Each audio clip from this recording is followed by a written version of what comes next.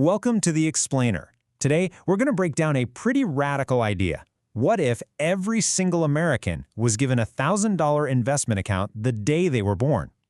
We're going to dig into a proposal that tries to solve the retirement crisis before it even has a chance to start. Okay, let's kick things off with a number. A huge number, actually. 110 million. According to investor and Shark Tank personality Kevin O'Leary, this number points to a massive, quiet crisis happening all across America. So what does that number mean? Well, that's how many Americans aren't invested in the market and have absolutely no plan for retirement. It's a shocking figure, really. It shows just how big the gap in financial planning is for a huge chunk of the country. So you see the problem, right? It's massive. And it's exactly this problem that sets the stage for a really unconventional solution. The thinking is, to fix something this big, you can't start late. You have to start early, like really early. And this question is the whole idea in a nutshell. Instead of trying to play catch-up decades into someone's life, what if you could get ahead of the problem from day one?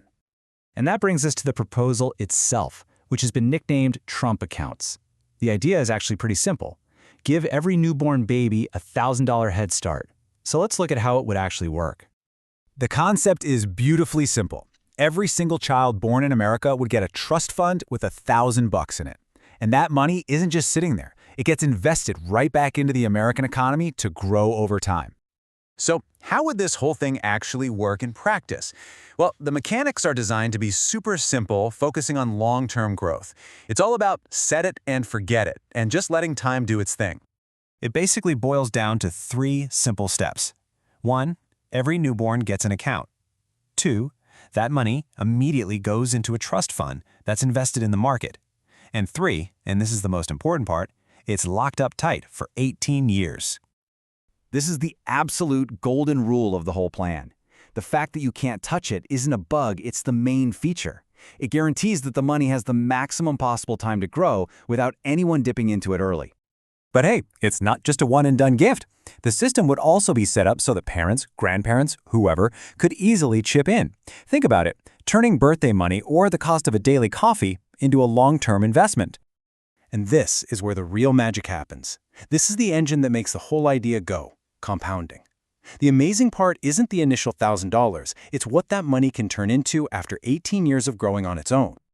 It all starts right here with this $1,000 seed. You just plant it in the market, leave it alone, and let it do all the heavy lifting for you.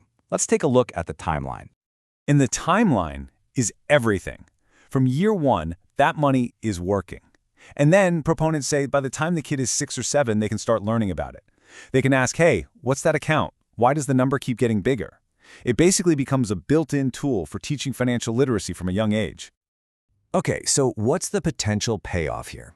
After 18 years, what are we looking at?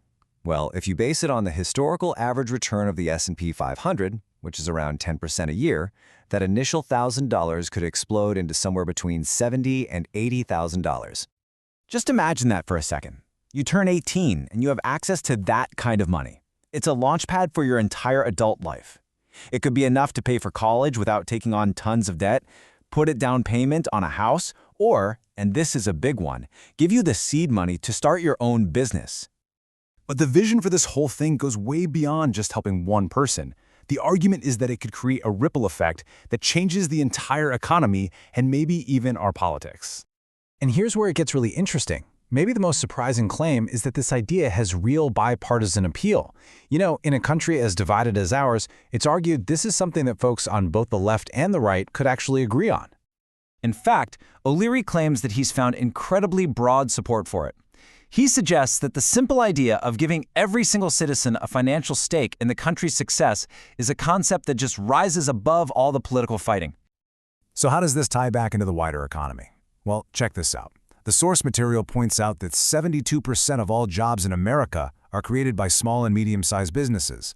So the argument is, if you give a whole new generation a chunk of capital when they turn 18, you could unleash this massive wave of entrepreneurship that fuels the main engine of job creation in the country. So all of this leaves us with a pretty provocative question, doesn't it? Could a single account, given at birth, actually solve some of America's biggest economic problems? Now, the idea promises this new generation of savvy, financially literate entrepreneurs. Of course, it also brings up questions about who pays for it and what happens if the market doesn't perform. But ultimately, it forces us to ask a really fundamental question. Should wealth building start when you're planning for retirement, or should it start on the day you're born?